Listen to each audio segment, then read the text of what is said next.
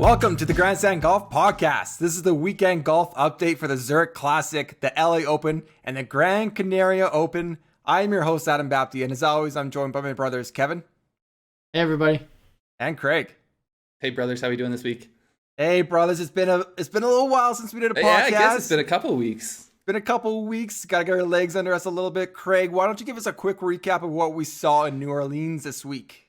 Yeah, so it is Anzac Day. I'm not gonna get too deep into what exactly happened, but we had a great battle, I would say, between two teams down the stretch. You know, the best ball gives you the excitement on Saturday. The alternating shot, it really gets tense. We had the South Africans, Oosthuizen and Schwartzel. We had the Australians, Leishman and Cam Smith.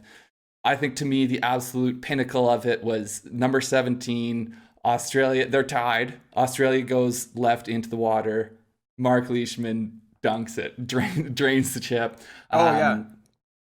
Both kind of stumbled, it felt like, on 18, made pars, and then Oosty, like the smooth swinging Louis Oosthuizen, puts it right into the drink on the first playoff hole. Aussies cleaned it up pretty easily, but I got a couple numbers here for you. So we don't get official World Golf Rankings points for this week. Right. But going into this week, Cameron Smith was 25th. He was 24th once. And this is Marc Leishman was 12th once. Right. Leishman said if this was a 72-hole stroke event, Cam Smith probably would have won it, and he was just hanging on. So do you think that Cam Smith is going to be above 12th in the world? That's the question. That's an interesting question. So is he going to beat at some Marc point? Leishman's? Yes. Yeah. Yes. You think he'll win Marc big tournament, yeah. enough big tournaments in a row that he's going to get up there? Yeah, I agree. I do. I think his short game is just too top notch for him to not win more. Yeah, totally. I mean, his short game is unbelievable. I think him and Leishman were saying that the reason they actually practice a lot together. They play a lot of practice rounds because they have similar games. They think that they kind of approach golf course in similar ways, and so it helps to see how the other person is looking to break down a golf course. And that's all through those practice rounds. That's how they became a team. That's how they ended up here together. They had both won actually in early 2020 and hadn't won since then. Mm-hmm. They won. Cam Smith was the Sony Open, and then 2 weeks later, Marc Leishman won the Farmers. Yeah, that was during that big Australian swing. I remember that. Mm-hmm. Aussies were on fire then. Yeah, Adam Scott took the Genesis down. Yeah, that's right. Yeah. I mean, I've been predicting for some time that Cam Smith's going to be wearing a green jacket one day. So after that win, it's going to catapult him right up the rankings if he's not already there. So, yeah. He just makes such big putts. I don't know what it is about him that he just seems to be able to roll them in from across the green at a high clip. He's got confidence. He doesn't seem very nervy either. The moments don't really seem too big for him. I know he hit it in the water there, but he did say that was the shot he was trying to hit. It was close to being a perfect shot. Yeah. Is my microphone on? Are you guys hearing me at all? I feel like I'm saying the same things, but you guys are just talking to each other, saying Archie he's confident. Being the younger brother. He's not really nervy here. Come on, what's going on? It's like when we're kids, you'll tell us something and be like, then we'll turn around and be like, hey, I got a great idea. I mean, the future is super bright for Cam Smith. I think his confidence, the mullet is just growing into his confidence. That chip was on 16 for them to get the birdie. 17, both bogeyed the par 5 or the par 3, and then the par. It was kind of like a limping into the playoffs. I felt that way. Did you guys kind of have the same thoughts? Yeah, well, there was missed putts. Like Schwartzel missed a putt on both 17 and 18. Right. That were makeable, I would say. And yeah, man, I just come back. Every time I see Louis Oosthuizen putt, I just have more confidence in him than anyone else, I think. Even though, we're talking about how good of a putter Cam Smith is, there's something about how steady Louis Oosthuizen is that I would have faith in him in an alt shot with the putter in his hand. There's something about Oosthuizen that, like, how has he not won way more than he has during his career? Like, just it's just so silky smooth, everything he does from tee to green. It just seems so effortless and it looks so pure. I mean, he can add another second place to his impressive second place resume. Okay, so my question to you guys is going into 17. So Leishman just chipped in. We got it all squared at that point. There were 2 strokes on the leader in the clubhouse already. So it's all tied on 17th. Who were you guys rooting for? We got the South Africans, we got the Aussies. Who deep down, put bets aside, put DFS aside. Who were you rooting for down the stretch there? I'll go first. I was rooting for the Aussies pretty hard. And it was funny because I'm turning into a big Cam Smith fan for one, and that's probably the main reason. But then when Louis comes up on the screen, I was like, "What?" Like he's usually somebody I'm always pulling for. Like, what? I was all of a sudden was conflicted. Like, why am I not cheering for Louis right now? But no, it was definitely the Aussies. How about you, Craig? Yeah, so honestly, I was cheering for the South Africans, but it was sort of in the way that, you're cheering for both teams. Like when your football team isn't playing and you really like both players on both teams in another game, you're like, I'm pretty happy with an outcome. I was pulling for the South Africans because yesterday on our last round pick'em, you picked the Australians first, and I was like, well, I'm going to pick the opposite. Like I really wanted to see both these teams, one of these 2 teams win. So I was very happy either way, but I was there's that little pull for the South Africans deep down. So I completely agree. Like I would have been happy either way. But I was South Africans as well. And there's a couple other things. The whole like Louis hasn't won on North American soil. Like it just kind of irks me a little bit. So I was cheering for that. And I feel like Smith, Leishman are established pros that are going to be here like quite a bit longer. 2 major winners from South Africa really aren't established. Like Schwartzel, like come on. He lost his card and has had to battle back for sure. I totally agree. The exemption would have, like, they don't get official world golf ranking points, but the exemption would have definitely meant more to, I think, Uzi and Schwartzel for sure. Yeah, for sure. Although Leishman has really struggled. I mean, it seems like it was early 2020 that he won, so it seems ridiculous to say he struggled, but he was in a pretty bad spot last summer. Yes. It's funny in their post-round press conference, he was basically saying that, I don't know if this is just him being humble, but he was basically saying like Cam Smith carried this. I think based on the form Cam Smith had coming in, then I think there is some truth to that. But I also think Leishman was in pretty good place coming in. He made a lot of shots this weekend too. I also like that the 2 teams that it came down to are clearly good teams. That it wasn't just Cam Smith may have carried the team a little bit because he was playing better, but like those guys play well together. And I think that's kind of the brilliance of the format is in the 4-ball, guys are like teams are going to go low. Like obviously for sure, but what I think the alternate shot kind of separates the teams of who can actually play together and who can just go for it with a partner kind of thing. So it was nice to see, and not surprising, I guess, to see. Henrik Stenson and Justin Rose, they shot a 70 today, 2 under. They shot a 70 yesterday in best ball. Yeah, exactly. Another so like good there's team. There are teams that can grind, and like they were saying after their 68 on Friday that they would be much better off if it was alt shot the whole way, because they they were 6 under. They might be first just alt shot. I can look around a bit, but they may be. No, I completely agree, Kevin. And I think also the fact that there's those relationships, call them friendships if you want, but I mean, guys that have known each other and played with each other for a long time. I like my Canadian personality on alt shot. Like, I don't know how it would go, but like, I'd apologize for every missed shot, which would be like every shot. That's why I don't pair the Canadians together. I know. Sorry. But the thing people don't realize, if you're not Canadian and you're listening to this, the thing you don't realize is a lot of the time we're not like actually like, it's not some formal apology. We're just like, oh, sorry. Like it's just reflexive. Or I say sorry, like I'm sorry for like that this happened to you. Like, sorry, yeah. Sorry that you were. Sorry, I beat you. Like, that's clearly you have a walking problem. Sorry, my foot got in the way of your foot coming down on it there. Yeah. Now the one thing that I think they brought up on the broadcast that I think there's just so much truth to. This to me highlights how poor the Olympics is handling their format, because I mean, why are we not doing some kind of team event, whether it's match play format or not? There's so much more drama and emotion involved with it. It's bonkers to me that they are just doing a 72 hole stroke play event. Yeah, That's it. And why couldn't you do it some sports have a number of different medals, like you have an individual and also a team. Absolutely. medal, Like you look at, I know it's becoming a cliche, but you look at curling. We're Canadian, we bring up curling, yes.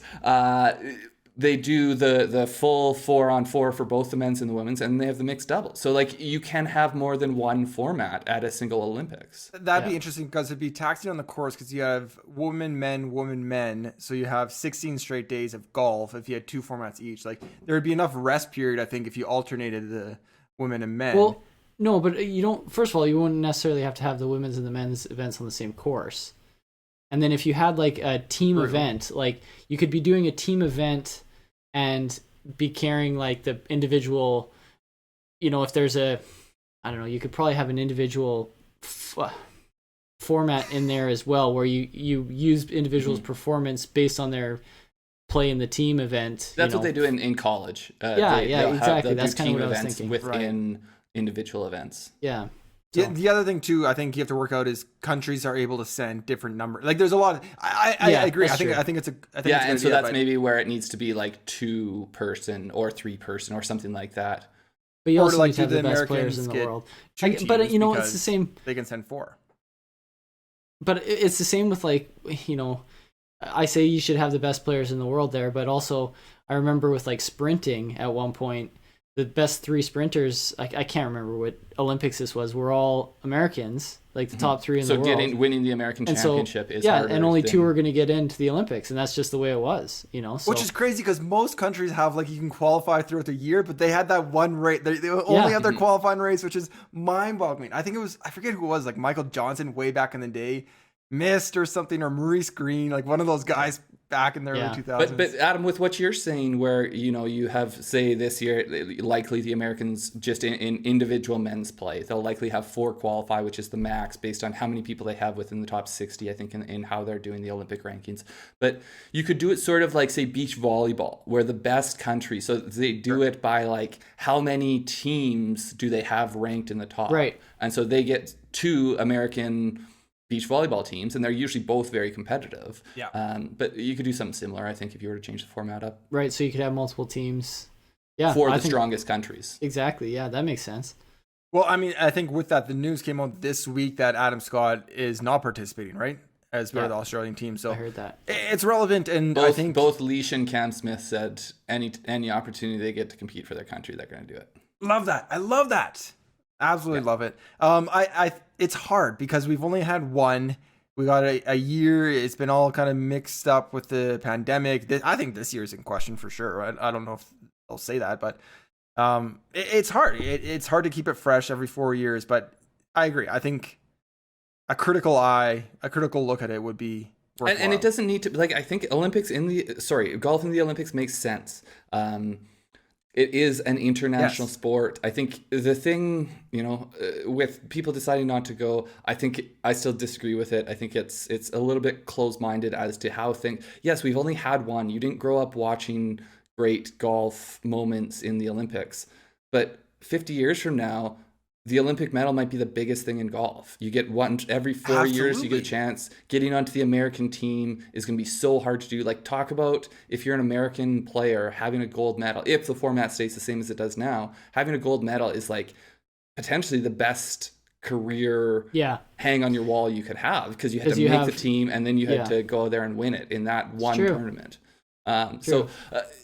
The Masters wasn't a major when it started. They tried to host the U.S. Open, and they weren't getting any legs, and so they started their own tournament, and it's now thought of as like the ultimate of the majors, which I still don't agree with, but that's just me. Oh, come on. Okay, that's another question altogether. Okay, let's move past the Olympics. That's a great discussion. I love that. I think we're going to talk about that more as the summer comes on. But can I just say one thing about that? Let's hear it. So both times they've had the Olympics, there's been like a some kind of virus Zika. Or something that there's been concern with, right? Last time it was the Zika virus. A lot of guys elected not to go because of that.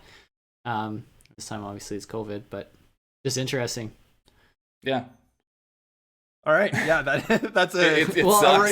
That's a cloud. Listen, I bring it. It kind of limits like who might go there, right? Like it puts a bit of a cloud on the competition. Prevent it from being this like colossal, like once in a lifetime opportunity, like Craig's talking. If the best guys aren't going to it, right? It makes it harder right out of the gates to get Yeah. A great event kind of momentum going. Although I do feel like another major factor. So think about the Olympics in Japan. Think about if the Olympics were held in the States or in the UK. Like Brazil was not a golfing nation. I think when you have it in a golfing nation, there's going to be that much more hype around it because there's, it might be weird this year because the crowd's not going to be there. But when you have it in a golfing country and you have crowds there, like it's going to be intense. When's Ireland hosting the Olympics?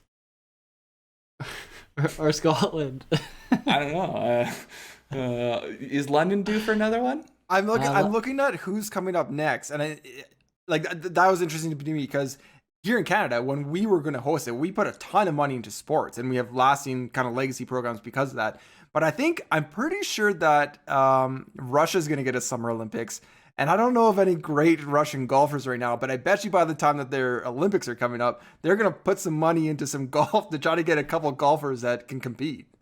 So, do you think they're going to promote players, or do you think they're going to try to attract some expatriates? A little Rocky IV creation or like Icarus? No, I think it's just money that goes into it. Maybe more courses will be built, funding into the game, Whenever you host Olympics, you want to win those Olympics. You want to get the most medals, and you're going to try to cover your bases as much as possible. I think if Brooks doesn't qualify for the American team, he might go play for Russia. I like it. Okay. So just real quick, because it came up. Olympics is in Japan and then Paris, which would be pretty good, and then it is in LA. So think about your golf potential there. I think, is it Riviera in LA? Riv is in, there is that. There's other ones as well. I know there's other golf courses. I thought that was already confirmed for some What reason. Is that, 2028? LA 2028? 2028. Yeah. Morikawa in his hometown or what? Oh! I like that. Full prediction right now. Okay, so back to the tournament this weekend. Okay, let's talk, moving on from Olympics, let's talk team events specifically, alternate shot events. We have 50 events this year on the PGA schedule, on the kind of the golf schedule for the men. Do you think there should be more team events or another PGA team event in, either a similar format, different format, with official World Golf Ranking points? Like, what do you guys think? Yes. How? So I was thinking about this recently, and it's a half-baked idea, so don't give too much credence to its fully formed version yet. But we won't. So imagine something like the WGCs in terms of, for however many, a series of events spaced out over the course of the year that are team events. And so you'd play your individual PGA Tour events, but then, once every couple months, 4 guys maybe, however you decide to do it. Say there's, 6, 7, 8 teams jumbling up PGA Tour guys, or even smaller teams, and you have maybe 40 of them, 160 person tournament, and then you have every once in a while you just have team events, and then these teams start to get a little bit of an identity to themselves as well. I just think it'd be pretty cool. I think team golf is exciting. We don't see enough of it. We see it only with the absolute best golfers. So seeing players who aren't going to be in Ryder Cups, but are really good. People overachieve in different formats. We get, especially from the US, because there's so much talent, we get just the people who are the best stroke play players. So who are people we don't get to see on those that really would do great? And we could see them every year in those type of tournaments. Yeah. 72 hole stroke play. It rewards a certain kind of golf, and a certain kind of golfer. And I think you're right. There's so many talented guys out there that it would be cool to mix it up so that other strengths were kind of shown at times. I don't know how you do it. I think you have to mix up the teams. You wouldn't want the Cam Smith Leishman team to be, they can, every team event they get to go together. I think you would want to mix it up somehow. But yeah, there's lots, and that was something I wanted to ask you guys is about the format. Like this one was 4-ball alternate shot format. Like you could mix it up. There's other options. You could do a scramble kind of format. You could do a worst ball. I think would be interesting. I completely agree. So with what you guys said, stroke play 72 hole. Man, you just want to see the world burn. No, it's like what 98% of what we see is just regular stroke play 72 hole events with a cut. It gets stale throughout the year. I mean, moving around to different courses, great, all that. But when we go to the tee box, we're on the first tee. We're like, okay, what do you guys want? You guys want to play a game? Like that's what I think also the recreational golfer would identify with a little bit. And Craig said you get the team identity. You can mix it up, like you said. So if there's 3-4 events across the year, there's problems with guys not wanting, you're not going to get your Tiger because he has his 16 events and he won't stray from that. Tiger of old or Tiger of recent. But there's so many, you could do this one. You could do just an alternate shot. You could do some crazy scramble worst ball thing that Kevin mentioned. Like there's so many options. And I think it could lead to, I mean, I don't know what the PGA Tour worries about, but like great viewing opportunities, great opportunities to get that card, to get that exemption, to get those official like there's different things that you could put on the line besides just money, I guess.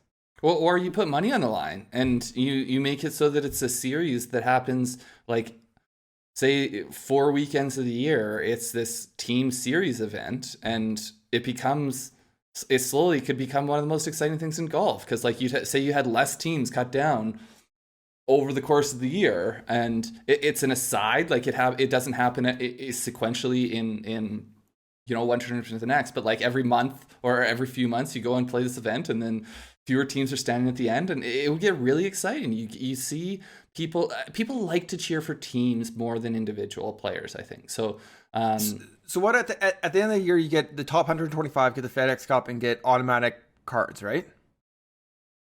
Is that kind of right? Yeah. So do like a 126 125 to 150 have to like go they play like some status, I think.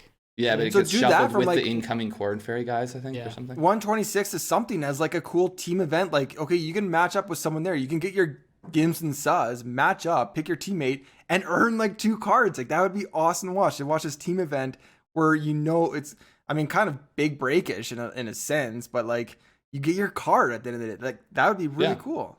That's a good idea. Or you take the 101 is all good, and then you take the next like 48 or I guess 48 guys and say there's 24 more spots. Pair them up, top 12 teams. You're through.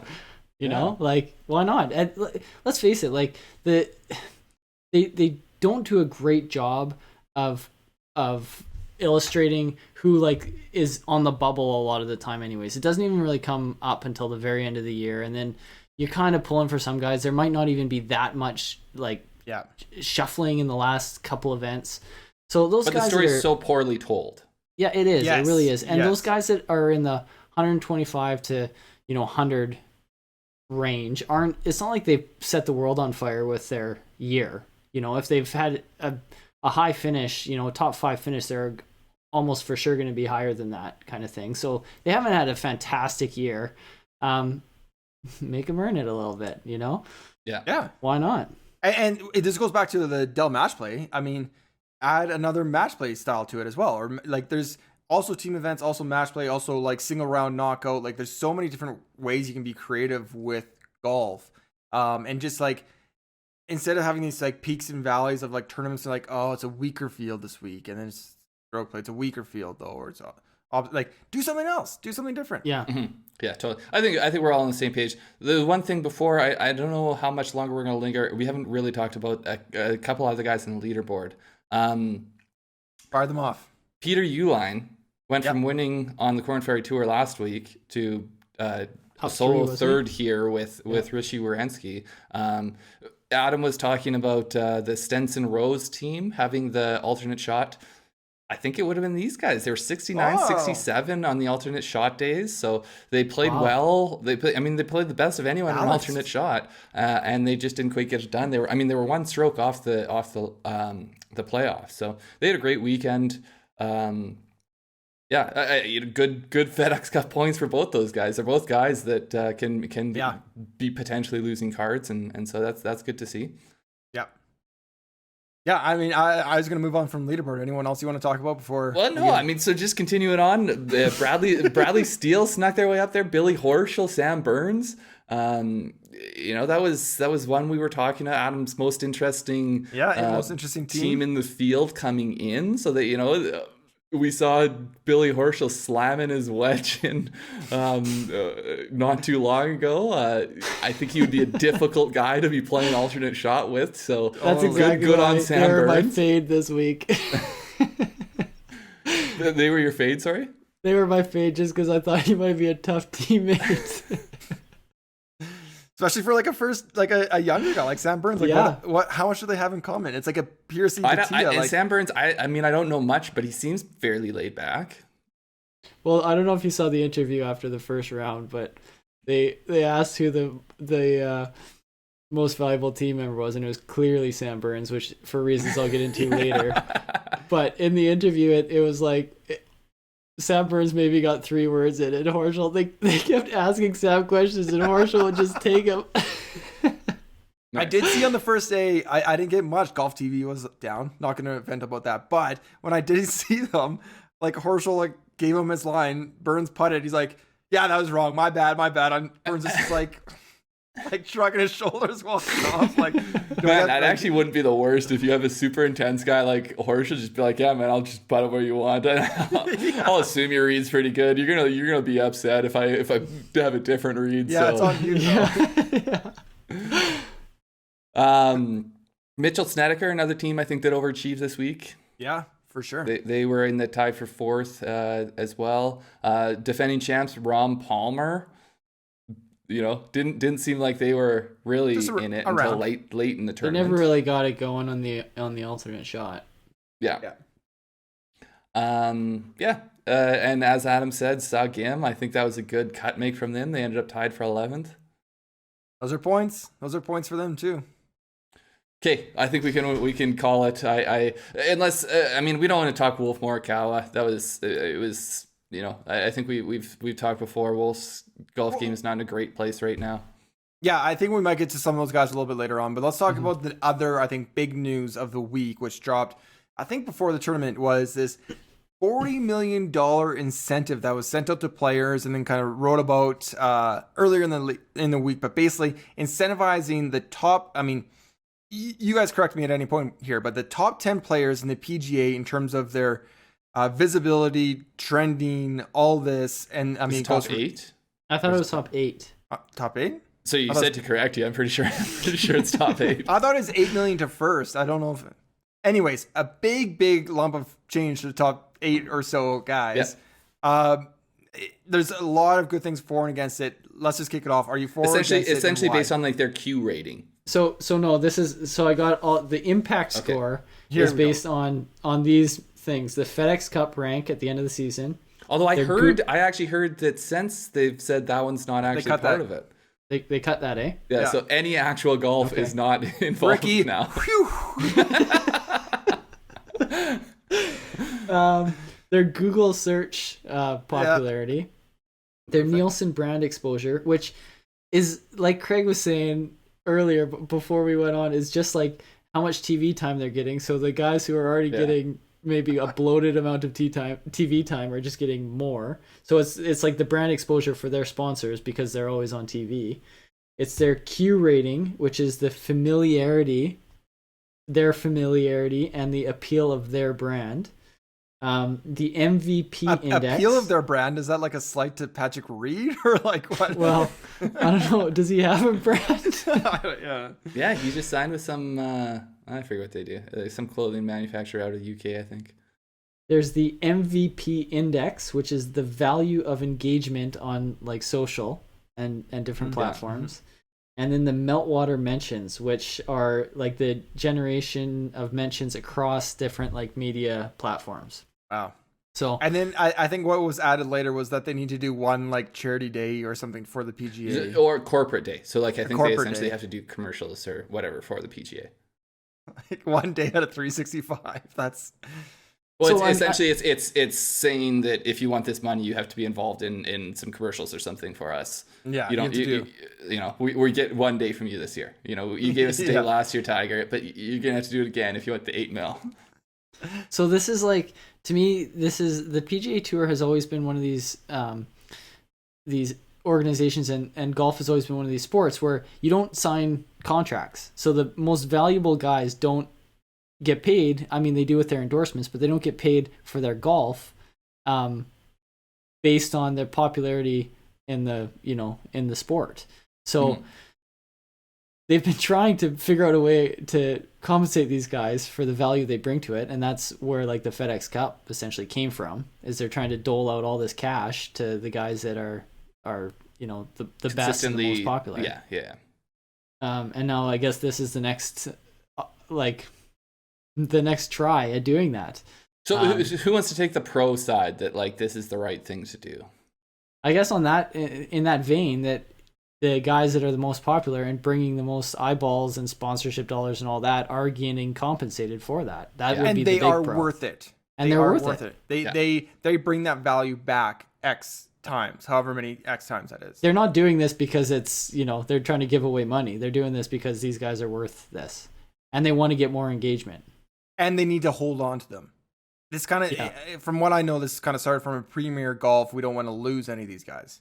Yeah, so I struggle with that a bit because, I mean, first off, last I had heard until this player impact program, the Premier Golf League was kind of floundering in terms of trying to recruit. But I mean, I'm not plugged in. I don't know. That could be wrong. The problem, so I don't love this. I think I do understand. What I hope is if the idea is for people to long term over the course of their careers to build their brand, engage with social media, all these things. But to me, if that's the idea, the top 8 guys already have PR teams, the top 8 guys are already oversaturated in the media. If we're incentivizing like the 50th best Q score social media guy to get into the top 8, like maybe we expand this and we make it a little bit of a flatter curve to we could pretty much sit here and name who it's going to be. Yeah, it's going to be Tiger, Rory, Brooks, JT, Bryson, Dustin. Yeah. So there you go. There's your team. Yeah. So the problem I have with it, these guys already get more essentially based on all these things because their sponsors pay them more money. So I just wish there's so many ways they could use this same $40 million a year to improve the product to attract more fans, that these people themselves getting involved in social media or whatever it is they're trying to incentivize. I don't think that's the best tactic. I think the people that are already on TV, people are so sick of having them shoved down your throat that this doesn't do anything to change that to me.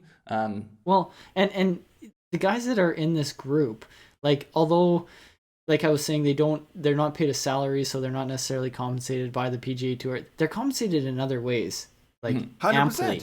And they don't, money to them is like, money's great, but they have tons of it already. What if I don't know how much it costs for them to do the every shot live like they do at, the Players' Championship. I feel like for the $40 million, you could probably get it set up and run for a few years. Yeah, like do something like that. You'd get way more people, Especially people watching your sport. With the birth of legal sports betting and how much people love golf and would love more, if you have every shot live for all your tournaments, the ability to do live betting and then get people more into it. Like it's so easy to me to see a better path than the one they took. I feel like it's just to me, it's like how it's the Wall Street. How many yachts do you need to water ski behind? Like these guys are already mega rich. We don't. I feel like I need 2 or 3 yachts. But then, what do we want them to do? Do we want them to then set up a charity that then goes back to youth golf that then brings someone up? Like that's just a cycle that we could kind of cut off and get it right to the source. Like the Justin Rose with the women's golf in the UK, like that's great. But we could also have these organizations funding that. So alternatively, I guess taking a bit of a contrarian position, say Max Homa, who, yes, he did have a win this year, so he's having a good year, but if he didn't have a win and he had kind of a middling season, he is someone who would potentially borderline be here based on his media influence. You know what? I was thinking about that. And I think he would be totally deserving of it. Like, I think that does great things for the game, more so than the people who are already huge, established, they're brands unto themselves. For sure. And as a big Max Homa fan, I was thinking about that, when this came out. But realistically, if we're talking top 8, like, I love Max and I consume a lot of what he puts out there, but I don't think he's gonna take down. So that's Bryson where, to me, out of like, these. so you take 50 and you spread out. 40 million's a lot of money. You can the 50th social media Q rating, Nielsen rating guy is going to appreciate the little chunk he gets probably more than the guy who's at the top. Well, you mean Tiger? Tiger, yeah. Well, I think he's the first billionaire athlete based on their actual play. Like, yeah. But here's the thing that kind of I wrestle with. We're talking about like exposure to them. We want to like, however much we're seeing them out there, they're like that's what they're getting boosted for. But I mean, so often, and thinking of Tiger is like the media was so detrimental to so many things in his life, or the paparazzi. I know the paparazzi is a reach from this, but that's where we get to. Like I'm looking at the top 10.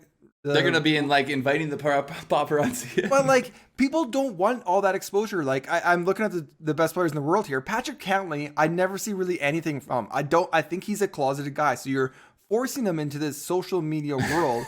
What? Careful with your word usage there. Okay, yeah, that is maybe not the best. He is he's a quiet guy. He's a quiet guy, a reserved guy. He doesn't put a lot. Although out there. just real quick on Cantlay, his Masters interview was awesome. Before the Masters started, he was more candid than I haven't seen a lot of Patrick Cantlay interviews, but he was a really good interview. He's actually very thoughtful when you can get him talking. Yeah, I completely agree, but it just seems to be like rewarding. I don't know. Something about it just doesn't really sit right with me. With this whole kind of media, like engagement, all this world that we're in right now. Like sometimes it's good just to not have that. It's like rewarding like the corporate like advertising nature that the tour is going in. It's just rewarding that more. The people who are engaged more in that, and yeah. And so first off, I think we all agree that these people are worth it. Like these people, they bring a lot of money to the game, and they are probably undercompensated for that. But I guess, so say a Patrick Cantlay, if this were to incentivize him to, instead of just focusing on golf and doing his thing and, his endorsements as much as he needs to, but he doesn't, he does. Obviously, he does a lot of endorsements and he has a lot of sponsors. But if this were the type of thing that were to incentivize him to let people in a bit more, would that be worth it? And I mean, you could argue it is. I come down on the side that I think the money could be better spent elsewhere. But I think ultimately I do too. Yeah. I think that's how I will close my position as well. But I don't think we're going to end it here for the lifetime of this podcast. Yeah. Once this money is rewarded, I'm sure we're going to touch on it again. The one thing I wanted to ask... Is it just going forward, is it called the PIP? The Player Impact? I don't know, but like, so do you think these people are going to want me to like hire me to post awesome GIFs on their Twitter channels and stuff? Because that's going to be a thing now. I don't think any of us are on the short list for...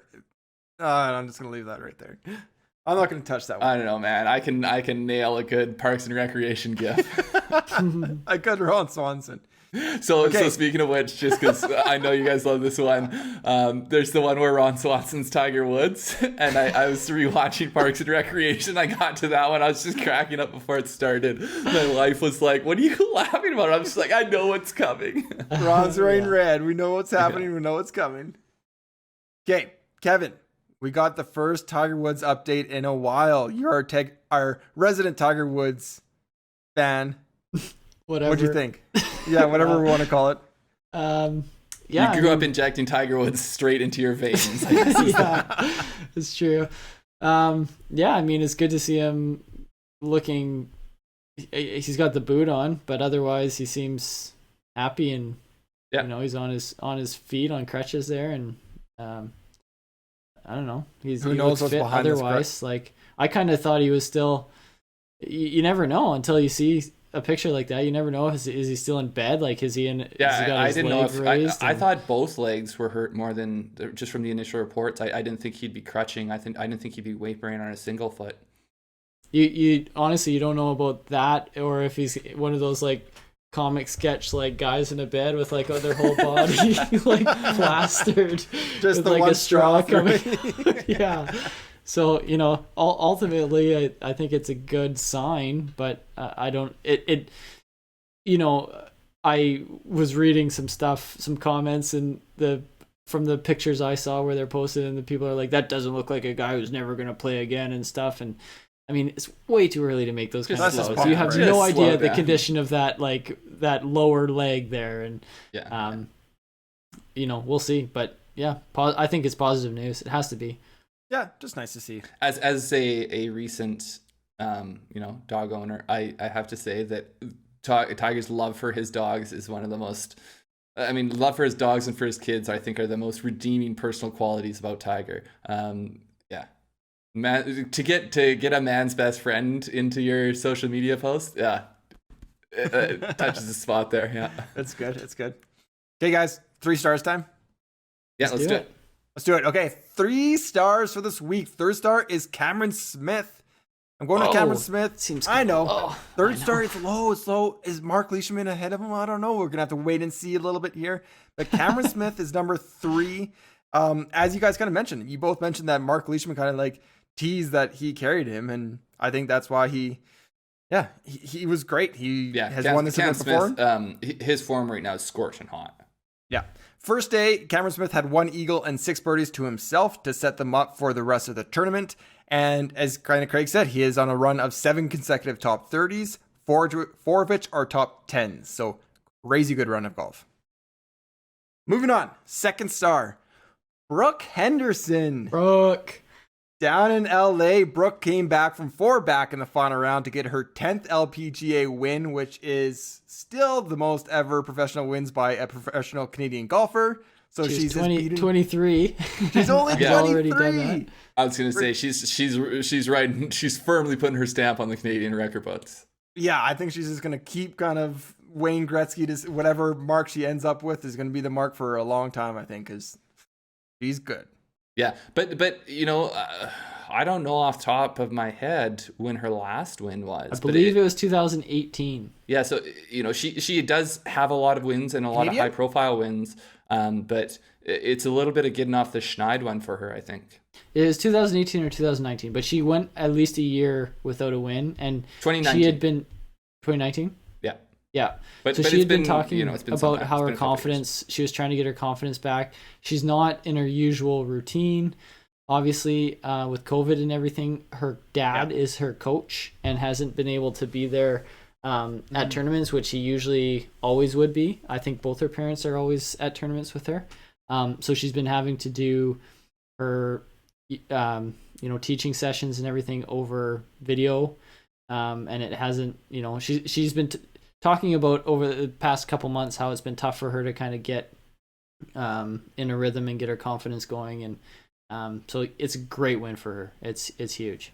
Yeah, and I think that's something is important, as a lot of these pros have husbands or wives, and we all do. We all have wives, but I mean, when you think of the Matthew Wolffs, the Brooke Hendersons, these early 20s people, like it's tough. Like they need their support teams around them, right? Yeah. Yeah. Whoever that is. Can I just say real quick, Brooke Henderson's dad, I was trying to find a name here. He did something right, because her sister as well is an awesome golfer.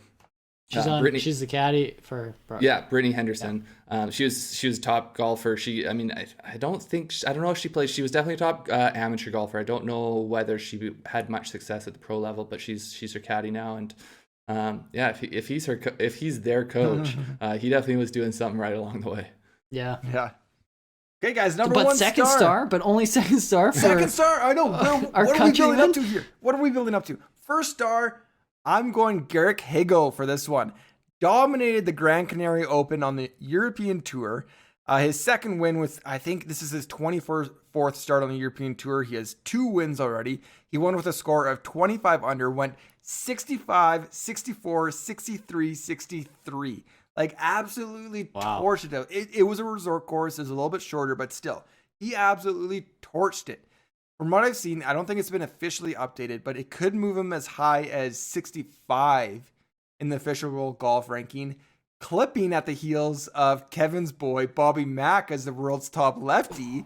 That might be a short top lefty stint here, but Garrick Higo moves into that big spot. I mean, we've got the PGA coming up. He just bought himself a lot of invites, I think. Come on, Bobby Mack's up at 40, well, 46. I think one of the better tweets I saw today was Jeff at the Fantasy Grind was like, sub in Higo for Charl in the playoff. I was like, yeah, that's probably what South Africa would want to do right now. Yeah, but then like, oops, actually Oosty. Yeah. It was the wrong. Well, you sub in Higo, and then Higo's taking the tee shot, and then you got Oosty hitting the approach. I guess. No, you'd still have Oosty hitting the tee shot, because then you could have him putting for eagle. Yeah. Okay, guys. But yeah, so yeah, totally agree on Higo. Guys, Marc Leishman. He didn't make it, but it was a great team win. I think Leishman, was being humble. He did a lot to get there. You got to be a kind of steady rock for your. I think the nice cool what. 1 mil also. Like I think he'll get over his not making the 3 stars list. Yeah, well, we'll see. I don't know. I don't want to get any hate mail over here, but you never know. Yeah. Okay, moving on to our DFS picks segment here. Looking at our pick sheet that we sent out on Wednesday night. Kevin nails the winner with the Aussies 12-1. Cam Smith, Marc Leishman, nailed it. I felt good about it. I didn't go with them into my one and done because I thought I'm just gonna after watching Rahm at the Masters, I'm like, I'm just gonna let him carry whoever he's with and take them and whatever they make. So I went with Ryan Palmer, but yeah, Cam and Leishman seemed like the best team, so I went with them. I like it. You got the win. Craig went with Ron Palmer. That was the 7th. I went with Xander Patrick, T11th. But then going back to our sleepers, Kevin. So just real quick, I'm gonna jump ahead here because I feel like Ron Palmer was my pick, but I kind of hate that Ron Palmer was my pick because I said to Adam after, so essentially the way we decided to do the one and done was you had to use your one and done for one of the players, and I'd already used Rahm a long time back, so I was like, oh man, to have another shot at Rahm, like that's pretty juicy. And so, but I, as soon as they came in, Adam had already used both Rahm and Palmer, so he wasn't able to use them, and I was like, Adam didn't end up using Cam Smith and Leishman, but I was like, as soon as I saw his pick, I was like, man, like I thought for sure you were gonna go with them. It would have been a nice cheap of use of Leishman to get Cam Smith out of it too. I told you on the phone, I think Wednesday night, I was even thinking Charl but yeah, spoiler alert, I went with Benny and Sungjae. That one didn't work out so well. I was trying to tag along with Sungjae. That was disappointing. There's a lot of miscuts. So speaking of our sleepers, I went Thompson Gordon miscut. Only 33 teams made it through the weekend. Craig went Brown Kisner, former champs miscut. And then Kevin wins this category again. Gim Sa, T11. Yeah, so Gim Sa, they were looking really good at different points in this tournament as well. They would get hot. I think it was on Friday. They started they were like under an alternate shot. No, I think they bogeyed and then had like 5. Yeah, so I think they got to 4 under because they had 5 birdies. And then I was just licking my chops. I was like, here we go. And then I think they bogeyed 3 of their next 6 holes or something, and kind of fell back a little bit. But did they shoot 65 both best ball days or something? 65, 63. Anyway, 65, 63. So yeah, they I can't believe you guys missed that one, to be honest. But we were hyping them over on our DFS channel. You're both Gim and Sa fans. I mean, I thought I was. They were my all hype team because they're the team that I always hype. But I mean, that is kind of like another positive of this format. There's like those roller coasters of like these runs that they can go on with, especially like alternating days, like in the water on alternate shot. That'll be hard to make up. Fade. Craig and I went with Marc Wolf. Miscut. Easy one there. Do we want to touch? I don't think we're going to talk about Matthew Wolf again. Yeah, that's, the way we've been doing this is like with submitting our picks is whoever's in the lead in the one and done has to submit them first. Unfortunately, I'm in last place currently, so I submit my picks last. And the fade that I was going to go with was also Morikawa Wolf because of Matthew Wolf right now. Like I say, I could have still gone with them. It just starts to get repetitive. I know what it means. So I went with Horschel Burns, thinking Horschel would be a challenging teammate.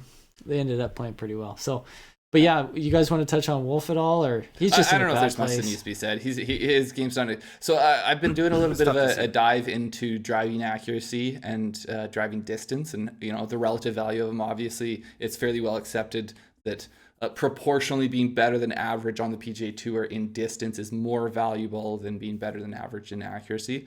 But he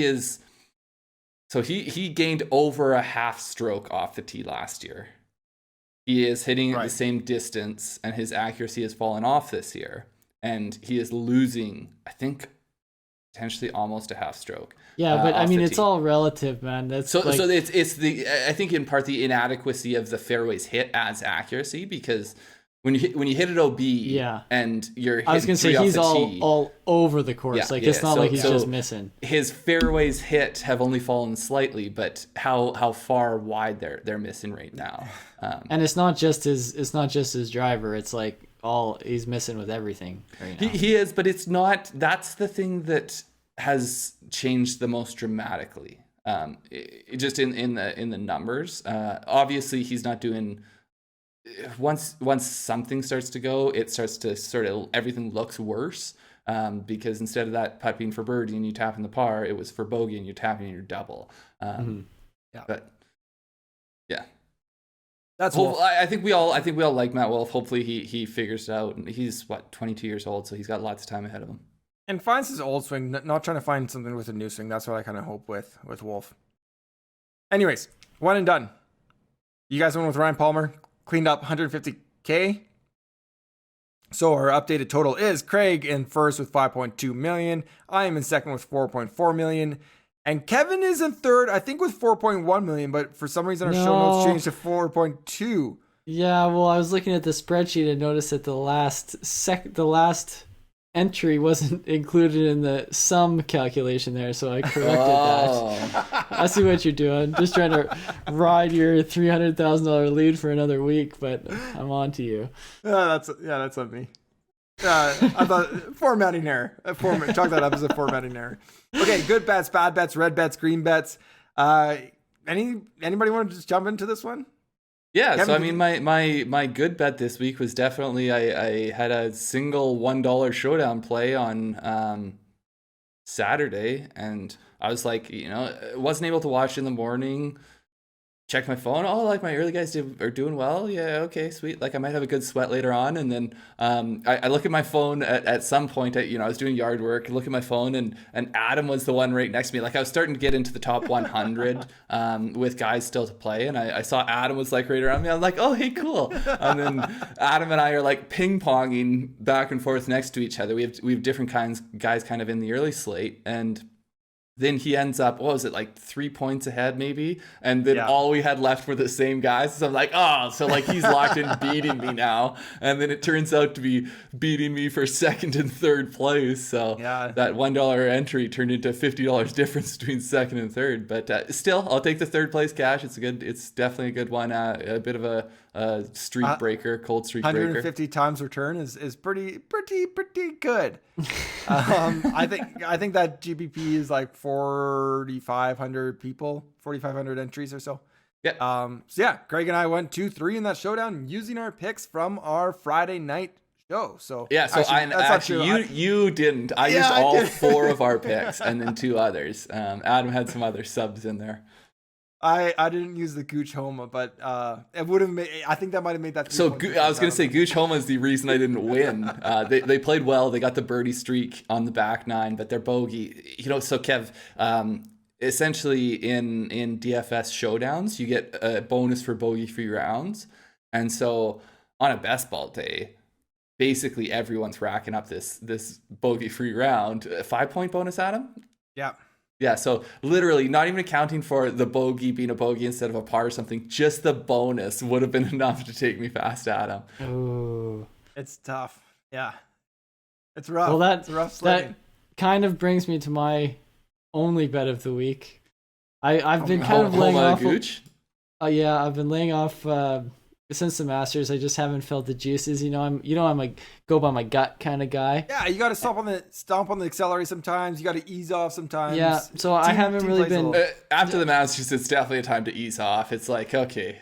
Yeah, so I decided the one. I thought I'd throw one unit down on my guy Max and Taylor Gooch to finish in the top 10. Missed that one, but they played pretty well. Where they actually, they did work their way. They're up the board. 16th, I think, or 17th. They had 2 bogeys coming in today. Yeah, they would have needed to make 2 strokes up. They were my play for today. Which on easily, Sunday. actually, because they bogeyed 18, which is par They 5. That's a tough miss. I think someone hit it in the water. Yeah, wasn't as easy today. No, I think it was a fairway bunker, and then had to chomp punch out. out. Yeah. Oh, Yeah. okay. Okay, guys, that's it for bets. Yep. Okay, stock up, stock down. Craig, you want to kick us off? Yeah, so stock up for me, Henrik Stenson. We have he hasn't been in great form for a little while now. Obviously, in team play, it's tough to know. It's tough to parse out how well someone's playing. But he had his best finish of the year recently at the Masters. He had a few really good days. Stenson and Rose were playing together. We had mentioned that they did very well on the alternate shot days.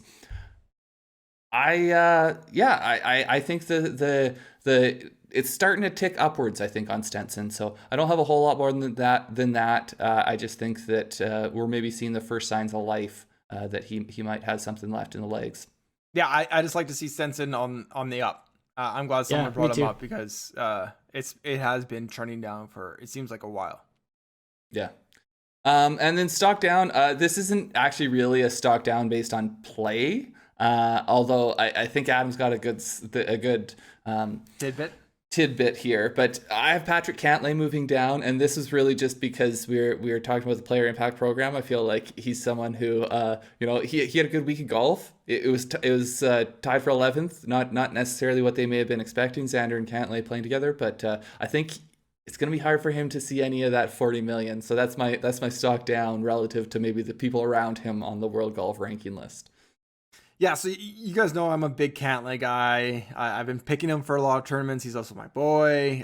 He's been burning edges at the Players. He missed the cut. He was burning edges. Didn't do that great. He missed the cut of the Masters as well.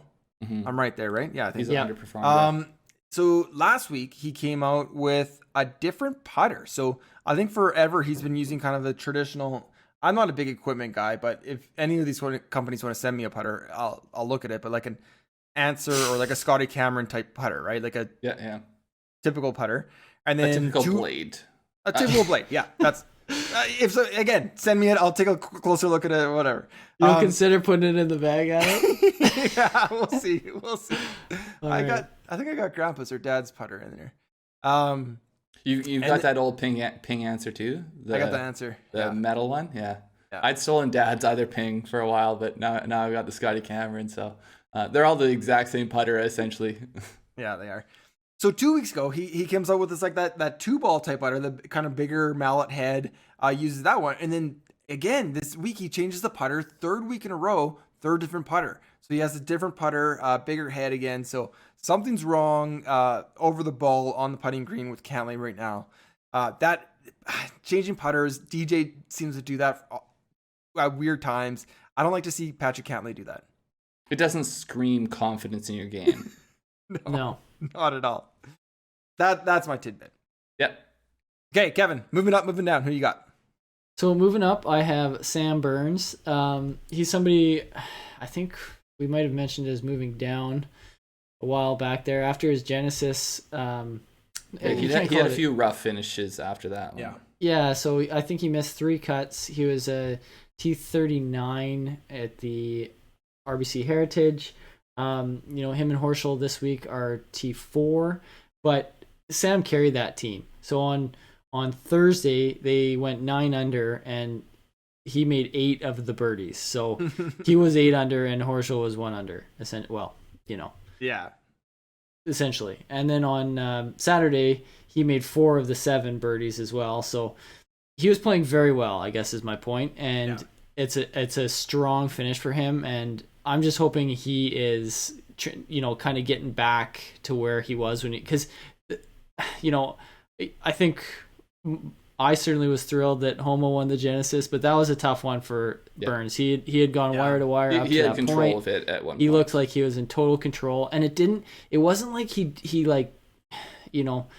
totally choked or anything. He had a couple bad swings. Get it done the way you want to get it done. Exactly. He looked untouchable through part of that 4th round even. Mm-hmm. So it didn't seem like a collapse, but it did seem to affect him. And you kind of hate to see that for a young guy. So it's nice to see him have a good finish here. No world ranking points, like you say, but still a strong finish. Hopefully it builds some confidence with him. So he's my stock up. Yeah, I think that's a big thing. Just get that confidence parlay that into a win, which I think we all see that on the horizon. It seems like it's close. And even just strong finishes, make some cuts. You got to get. You got through he got past his kind of miscut streak that he was on there. I think he's on 3 in a row last week, and so just keep having good finishes and build that confidence, and then the wins will come. I think. Yeah. Just ask Tony Finau. That was a cheap shot. Sorry, Tony. Just like a drive-by. My stock down this week, I am going to go with Woody Austin. I feel like Woody Austin's best days are behind him, and he's just no. You know what? I decided it didn't really feel like there's anyone worthy of stock downs. No, this is a team event. There's no I in team. I wasn't gonna brag on one guy. Obviously Wolf is having a tough go right now, but he's already down for all intents and purposes. You don't want to kick him. I'm gonna abstain, but if I was forced to name somebody, I was gonna pick Woody Austin or Rocco Mediate. I feel like Woody could take it more. He's he's able to be critical of himself. I think he was carrying Rocco this week. I think. Well, okay, I guess I'm gonna pile on someone. I got a stock down. I got some words to unleash here. Okay, my stock up. I'm going back to the Canary Islands. I'm going Sam Horsfield. We have our Valspar Championship out. Go watch that on YouTube. But he is the most interesting man in the field for me this week. And I'm going to kind of so he finished 4th this week on the European Tour. It's his 4th consecutive top 15 on the European Tour. So he is playing outrageous right now. He's making his first PGA Tour start at the Valspar since the 2019 Arnold Palmer I wouldn't say he's playing like outrageous. I mean, it's not like he's won 4 straight events or something. Like it's outrageous. It's not outrageous. It's outrageous. It's not Bezaden out coming in with a couple wins and then playing well. It's really, really. It's Corey Connors in Europe. It's very outrageous, we could say. It's Corey Connors in Europe. How about that? Yeah. I like that one. I feel pretty proud of myself for that one. So he's born in Manchester, but he moved to the U.S. as a kid. He went to the University of Florida. Valspar is just outside Tampa. So it's kind of interesting. He's coming back here. He has a sponsorship exemption. He's playing well. I don't know exactly if his plan is to stay here through to the PGA or so exactly this is like a tease. This is like a stock up because next week after he does well, you want to say that like I told you his stock. I was bumping his tires. Absolutely. But no, his stock up, a fourth place finish and 4 consecutive top 15s is stock up. Yeah. So just because, I mean, his form was outrageous last summer when 3 weeks apart, but within like 2 or 3 weeks, he had wins. So he is one of these guys that can get hot. And so coming over with some form to the tournament next week, just keep an eye out for him. Yeah, keep an eye out for sure. Okay, 24 years old. 24 years old. I'm going younger for my stock down. It's a pep talk. It's a little bit of the pep talk here. I'm going to Akshay Bhatia. And it's only because, I'm super high on him. I think we're all a little bit super high on him. We see Is the this talent. just like a personal pep talk you want to give him? It's a personal pep talk. Actually, let's talk for a little bit. You're turning professional, and I get that, but we need to. the talent's there. We know it's there. We got to clean up a little loose screws. So you're standing on the 17th tee on Friday. You're at 6 under with your partner Scott Piercy. All you need to do is par out. You have the par 3 17th and you have the par 5 18th. Like, okay, a harder hole, then we can make one up if we really need to. We got the par 5 18th. It's alternate shot. Akshay's on the tee on 17th and he hits it into the water as they're on the cut line. Results in a double, and they miss by 2 by also parring the 18th. It just, I don't exactly know the origin story. Well, to be fair, like Cam Smith did that too down the stretch to win the tournament, but his partner made the shot. His partner, yeah, Scott, why didn't you chip in from there? Like, come on, man. Although to be fair, we're talking about 17 and 16, different scenarios. You're on it. No, we're on 17, wasn't it? Yeah, Leishman chipped in on 16. Chip in was 16. Was it? Oh. Yeah. I was half asleep. But you're on a tee box. You're on a tee. No excuse. No excuse. It just for me is like actually doesn't have his card. He has limited opportunities. Monday qualifiers, sponsored exemptions. It just like you can't let. He has these really good starts and then like a miscut, and you can't let these miscut. Like you need to get to the weekend to get these points. And when you're so close with 2 holes to go, it's a little bit of a gimmicky format, but the tee shot on 17 was directly on your shoulders. I mean, I wasn't there. I don't know if Scott told him to aim 13 yards to the left or something, but it was his shot, right? Aim 13 yards to the water and hit a cut. Yeah. Anyways, it sucks to see because I'm really high on the guy. I think we're high on the guy. It's just a missed opportunity.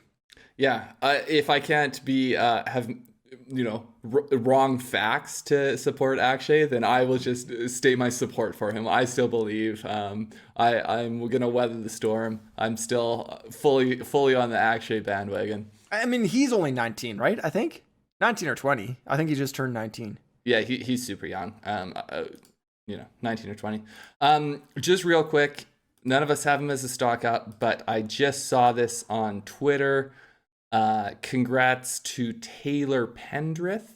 He is tour bound. He passed, so he had a top 15 at the Veritex Bank Championship, and it took him over 1,700 points, which means that for sure he will have a PGA Tour card. I mean, it was essentially a foregone conclusion almost at this point, but that's the official mark to cross that he has his PGA Tour card for next year. So congratulations to him. Yeah.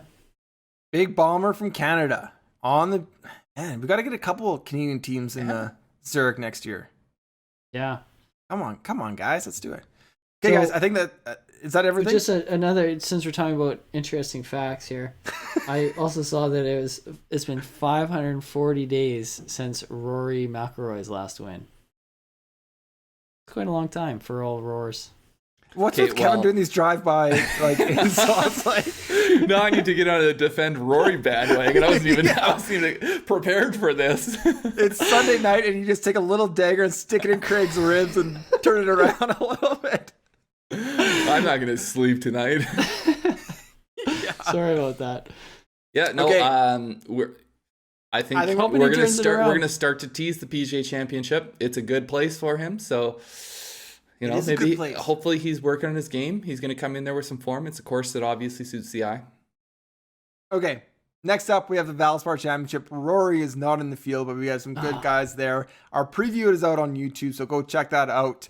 Anything else to add here, guys, before we sign off? No. Not Stay really, safe, everyone. Stay safe, everyone. Rate and review the podcast. Hit the thumbs up on YouTube. Subscribe to our YouTube channel if you haven't already. Go to at Grandstand Golf and follow all of us on Twitter there. Thank you for listening. We'll catch you next time. Take care. We appreciate you guys. Take care.